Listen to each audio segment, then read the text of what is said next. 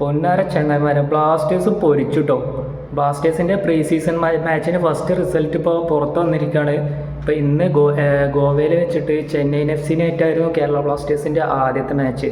ആ ഒരു മാച്ചിൽ തന്നെ ഏകപക്ഷീയമായിട്ടുള്ള ഒരു ഗോളിന് കേരള ബ്ലാസ്റ്റേഴ്സ് ചെന്നൈയിൻ എഫ് സിയെ പരാജയപ്പെടുത്തി. ഈ കളിനെ കുറിച്ച് പറയുകയാണെങ്കിൽ നല്ലൊരു വിജയത്തോടുള്ള സ്റ്റാർട്ടിങ് തന്നെ പറയാം. കാരണം ബ്ലാസ്റ്റേഴ്സിൻ്റെ എല്ലാ ഫോറിൻ പ്ലേയേഴ്സും കളിച്ചു.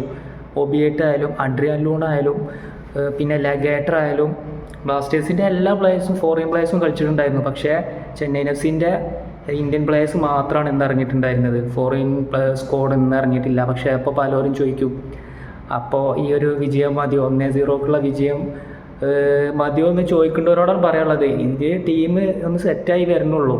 ഫസ്റ്റ് മാച്ചിൽ തന്നെ ഒരു വിജയം കിട്ടുക എന്ന് പറഞ്ഞാൽ അത് ചെറിയ കാര്യമൊന്നുമല്ല. ഇനി ഭാവിയിൽ ഇങ്ങനെ ടീം സെറ്റായി അടിപൊളിയായിട്ട് വരും ബ്ലാസ്റ്റേഴ്സ്. ഒന്നാണ്ട് ഒരു ക്ലച്ച് കിട്ടിയാൽ മതി, ആദ്യമേ പിടിച്ച് കയറാം.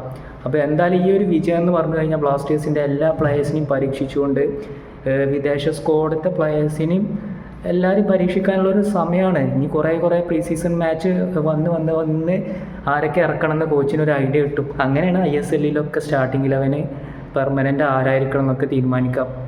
അപ്പോൾ അതിനുള്ളൊരു വഴിയാണ് ഈ ഒരു മാച്ച്.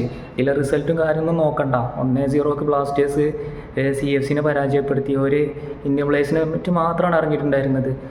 ബ്ലാസ്റ്റേഴ്സ് ആണെങ്കിൽ എല്ലാ വിദേശ പ്ലേയേഴ്സിനെ എല്ലാവരെയും ഇറക്കി പരീക്ഷിക്കണം. അതിനുള്ളൊരു മാച്ചും കാര്യങ്ങളൊക്കെയാണല്ലോ അത്. അല്ലാതെ ഇന്ത്യൻ പ്ലേയേഴ്സിനെ മാത്രം ഇറക്കണ്ട. ശരിക്കും പറഞ്ഞാൽ ബ്ലാസ്റ്റേഴ്സ് ചെയ്തതാണ് ശരി.